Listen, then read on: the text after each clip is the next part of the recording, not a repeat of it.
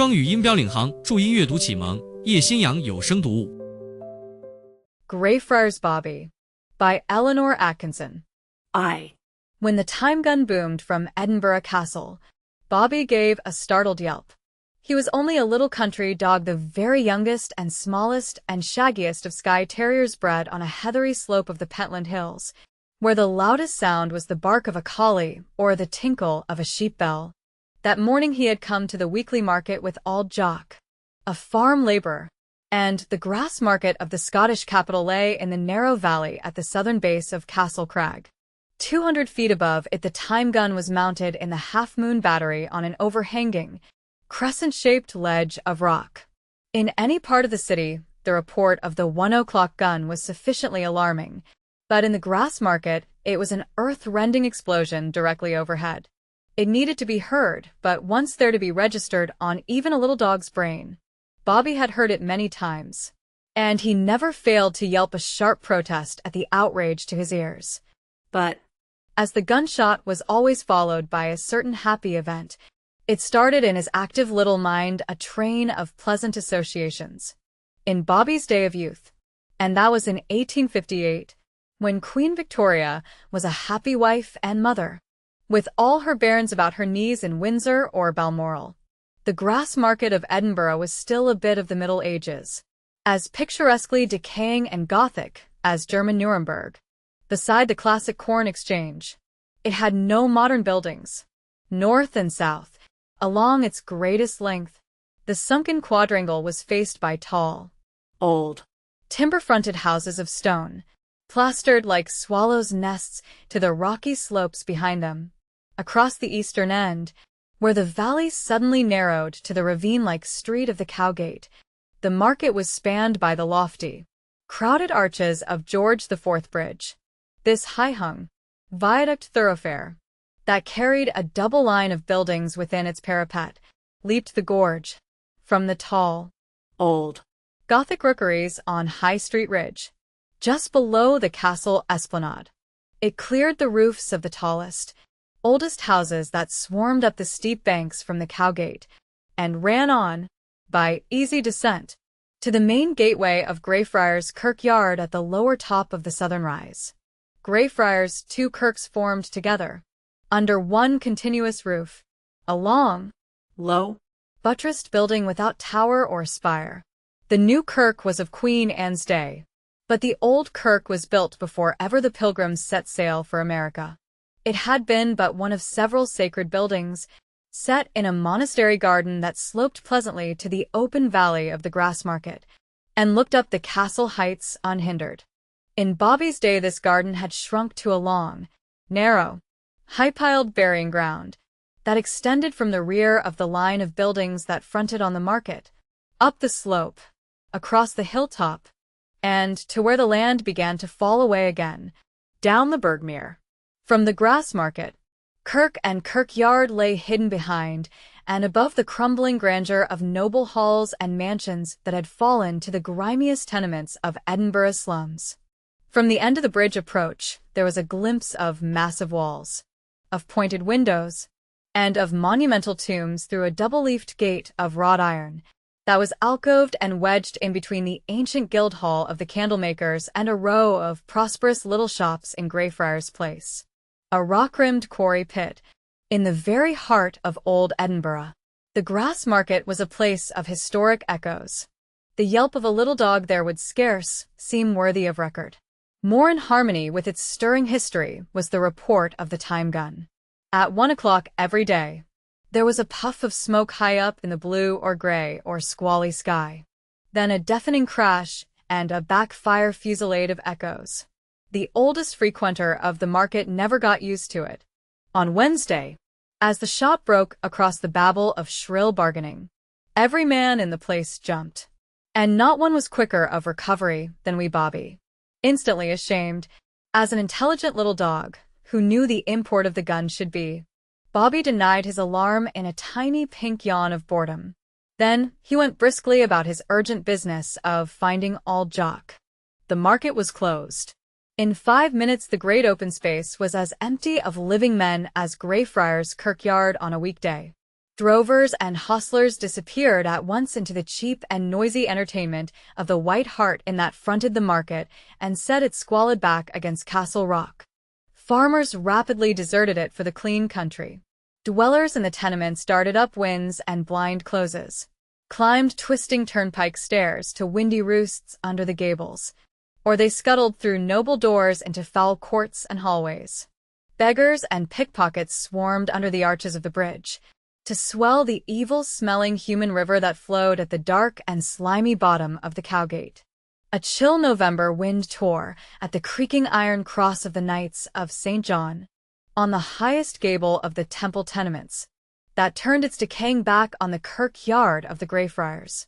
Low clouds were tangled and torn on the castle battlements.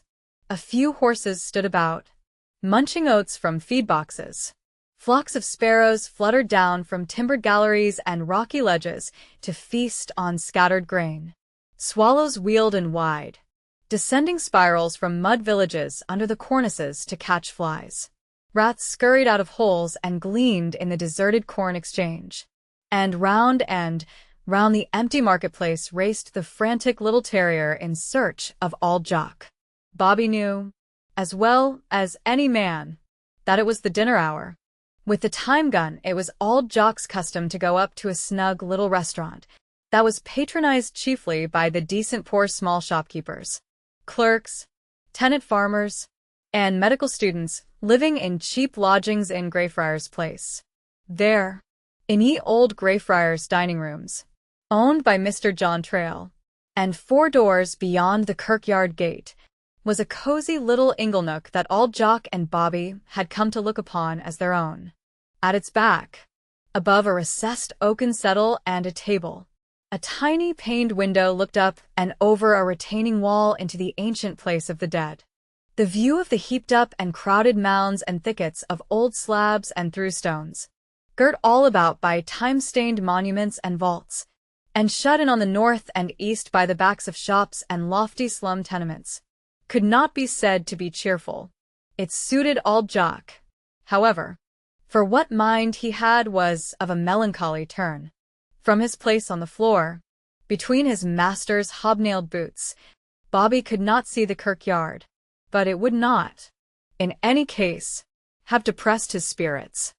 He did not know the face of death, and, a merry little ruffian of a terrier, he was ready for any adventure.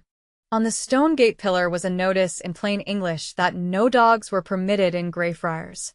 As well as if he could read, Bobby knew that the kirkyard was forbidden ground. He had learned that by bitter experience. Once, when the little wicket gate that held the 2 tall leaves ajar by day chanced to be open, he had joyously chased a cat across the graves and over the western wall onto the broad green lawn of Harriet's hospital. There the little dog's escapade bred other mischief, for Harriet's hospital was not a hospital at all, in the modern English sense of being a refuge for the sick, built and christened in a day when a Stuart king reigned in Holyrood Palace, and French was spoken in the Scottish court. Harriet's was a splendid pile of a charity school, all towers and battlements, and cheerful color, and countless beautiful windows, endowed by a bereft and doublet goldsmith, Jinglin Geordie Harriet, who had nae brave laddie o' his ain. It was devoted to the care and education of puir orphan and faderless boys. There it had stood for more than 2 centuries, in a spacious park, like the country seat of a lowland laird, but hemmed in by sordid markets and swarming slums. The region round about furnished an unfailing supply of puir orphan and faderless boys who were as light-hearted and irresponsible as Bobby. Hundreds of the Harriet laddies were out in the noon recess, playing cricket and leapfrog, when Bobby chased that unlucky cat over the kirkyard wall. He could go no farther himself, but the laddies took up the pursuit, yelling like Highland clans of old in a foray across the border. The unholy didn't disturb the sacred peace of the kirkyard. Bobby dashed back, barking furiously, in pure exuberance of spirits. He tumbled gaily over grassy hummocks, frisked saucily around terrifying old mausoleums, wriggled under the most enticing of low-set table tombs and sprawled, exhausted, but still happy and noisy, at old Jock's feet. It was a scandalous thing to happen in any kirkyard. The angry caretaker was instantly out of his little stone lodge by the gate and taking old Jock sharply to task for Bobby's misbehavior. The pious old shepherd, shocked himself and publicly disgraced, stood, bonnet in hand, humbly apologetic. Seeing that his master was getting the worst of it, Bobby rushed into the fray, an animated little muff of pluck and fury, and nipped the caretaker's shins. There was a howl of pain, and a mace micty word that made the ancient tombs stand aghast. Master and dog were hustled outside the gate and into a rabble of jeering slum gamin. What to do about a miserable cat? To Bobby, there was no logic at all in the denouement to this swift, exciting drama. But he understood old Jock's shame and displeasure perfectly. Good-tempered as he was gay and clever, the little dog took his punishment meekly, and he remembered it. Thereafter, he passed the kirkyard gate decorously. If he saw a cat that needed harrying, he merely licked his little red chops, the outward sign of a desperate self-control. And, a true sport, he bore no malice toward the caretaker. During that first summer of his life, Bobby learned many things. He learned that he might chase rabbits, squirrels and moorfowl, and seagulls and wops that came up to feed in plowed fields. Rats and mice around byre and dairy were legitimate prey. But he learned that he must not annoy sheep and sheepdogs, nor cattle, horses, and chickens. And he discovered that, unless he hung close to old Jock's heels, his freedom was in danger from a wee lassie who adored him. He was no lady's lapdog. From the bairnie's soft cosseting, he aye fled to old Jock and the rough hospitality of the sheepfold. Being exact opposites in temperaments, but alike in tastes, Bobby and old Jock were inseparable. In the quiet corner of Mr. Trail's crowded dining room, they spent the one idle hour of the week together. Happily. Bobby had the leavings of a herring or haddie, for a rough little Skye will eat anything from smoked fish to moorfowl eggs. And he had the tidbit of a farthing bone to worry at his leisure. Old Jock smoked his cutty pipe, gazed at the fire or into the kirkyard, and meditated on nothing in particular. In some strange way that no dog could understand, Bobby had been separated from old Jock that November morning. The tenant of Caldbury Farm had driven the cart in, himself, and that was unusual. Immediately he had driven out again, leaving old Jock behind, and that was quite outside Bobby's brief experience of life. Beguiled to the lofty and coveted driver's seat where, with lolling tongue, he could view this interesting world between the horse's ears. Bobby had been spirited out of the city and carried all the way down and up to the hilltop toll bar of Fairmlehead. It could not occur to his loyal little heart that this treachery was planned, nor, stanch little Democrat that he was, that the farmer was really his owner, and that he could not follow a humbler master of his own choosing. He might have been carried to the distant farm and shut safely in the byre with the cows for the night, but for an incautious remark of the farmer. With the first scent of the native heather, the horse quickened his pace, and, at sight of the purple slopes of the Pentlands looming homeward, a fond thought at the back of the man's mind very naturally took shape in speech. Bobby. The wee lassie will be at the tap, oh, the bray to race ye hame. Bobby pricked his drop ears. Within a narrow limit, and concerning familiar things, the understanding of human speech by these intelligent little terriers is very truly remarkable. At mention of the wee lassie, he looked behind for his rough old friend and unfailing refuge. Old Jock's absence discovered, Bobby promptly dropped from the seat of honor and from the cart tail, sniffed the smoke of Edinburgh town, and faced right about. To the farmer's peremptory call he returned the spicy repartee of a cheerful bark.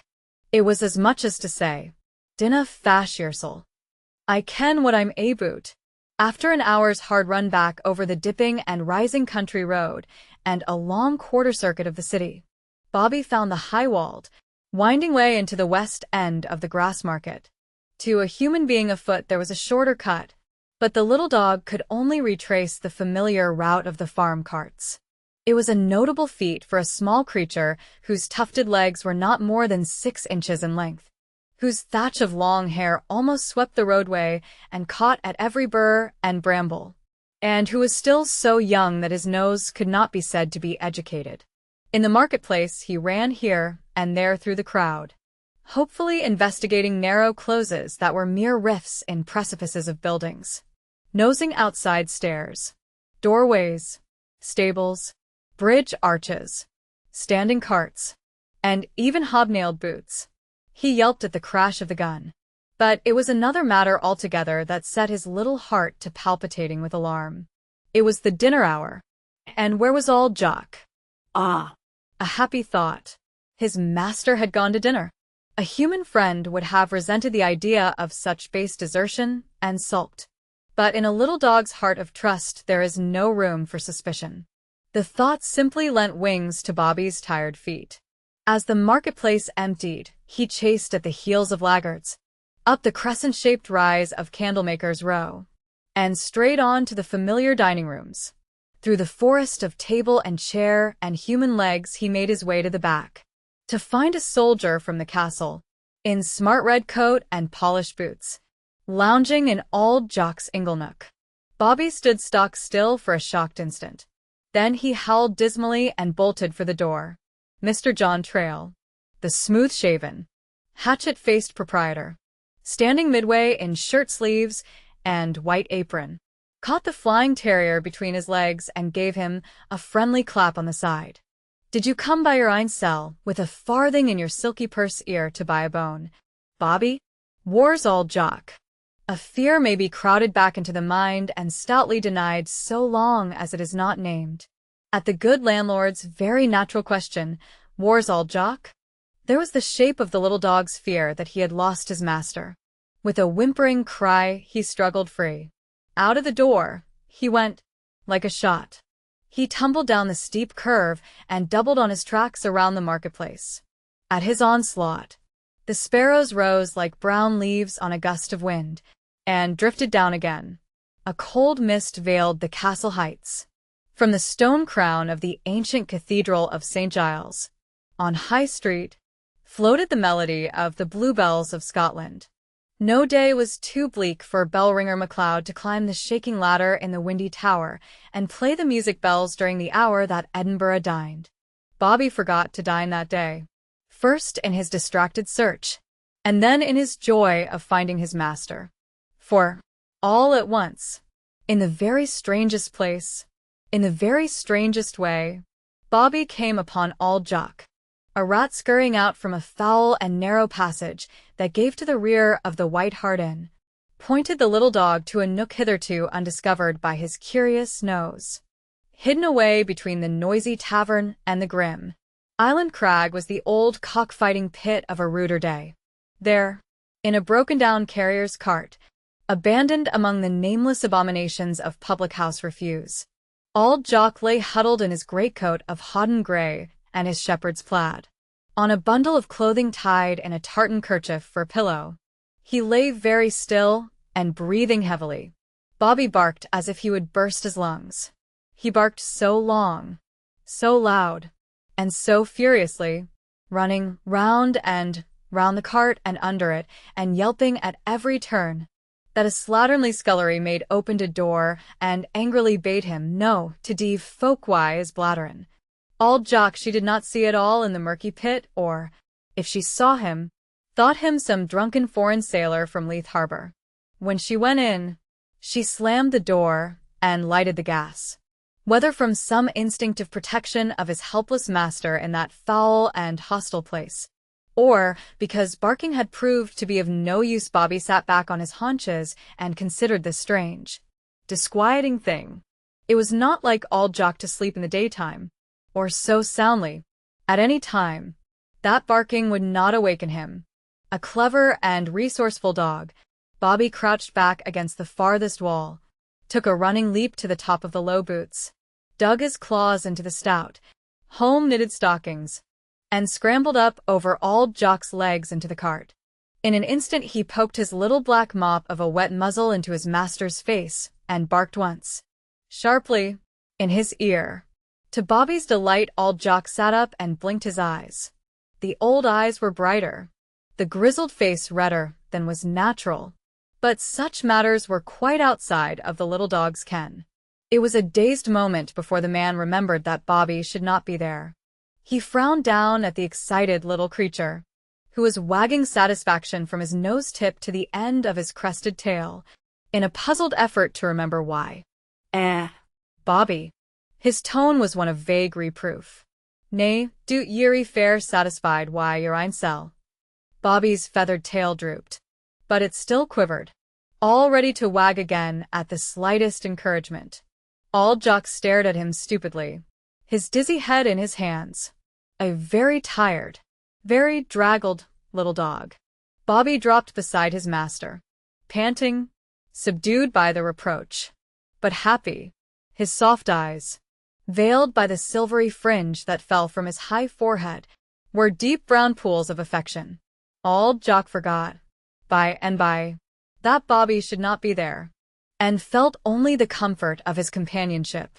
Wheel, Bobby, he began again, uncertainly, and then, because his Scotch peasant reticence had been quite broken down by Bobby's shameless devotion, so that he told the little dog many things that he cannily concealed from humankind, he confided the strange weakness and dizziness in the head that had overtaken him.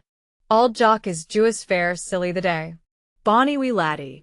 Down came a shaking, hot old hand in a rough caress, and up a gallant young tail to wave like a banner. All was right with the little dog's world again. But it was plain, even to Bobby, that something had gone wrong with old Jock. It was the man who wore the air of a culprit. A Scotch labourer does not lightly confess to feeling fair silly, nor sleep away the busy hours of daylight. The old man was puzzled and humiliated by this discreditable thing.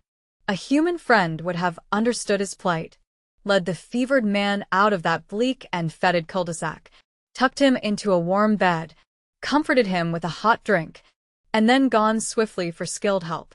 Bobby knew only that his master had unusual need of love.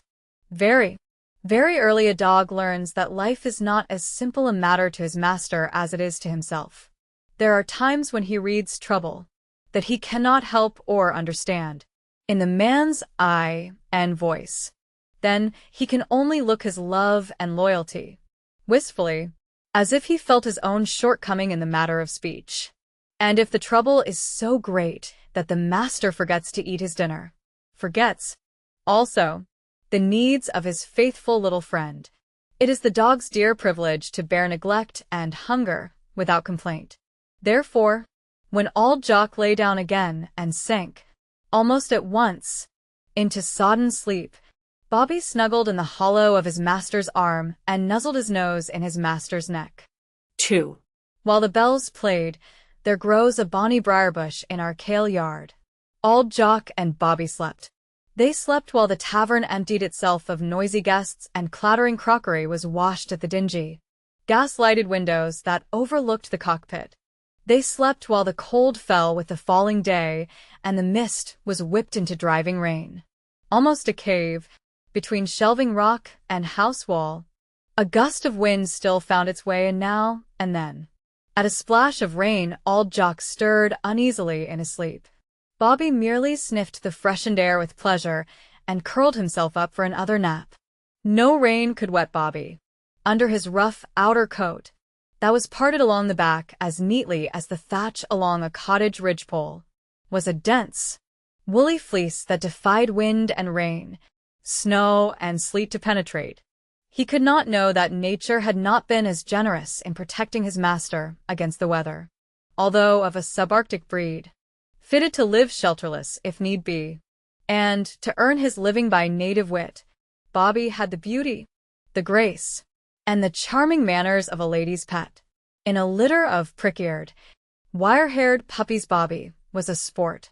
It is said that some of the ships of the Spanish Armada, with French poodles in the officers' cabins, were blown far north and west, and broken up on the icy coasts of the Hebrides and Skye. Some such crossing of his faraway ancestry, it would seem, had given a greater length and a crisp wave to Bobby's outer coat, dropped and silkily fringed his ears, and powdered his useful, slate-gray color with silver frost. But he had the hardiness and intelligence of the sturdier breed, and the instinctive devotion to the working master. So he had turned from a soft-hearted bit lassie of a mistress, and the cozy chimney corner of the farmhouse kitchen, and linked his fortunes with this forlorn old laborer. A grizzled, gnarled little man was all jock, of tough fiber, but worn out at last by 50 winters as a shepherd on the bleak hills of Midlothian and Fife, and a dozen more in the low stables and storm-buffeted garrets of Edinburgh. He had come into the world unnoted in a shepherd's lonely cot,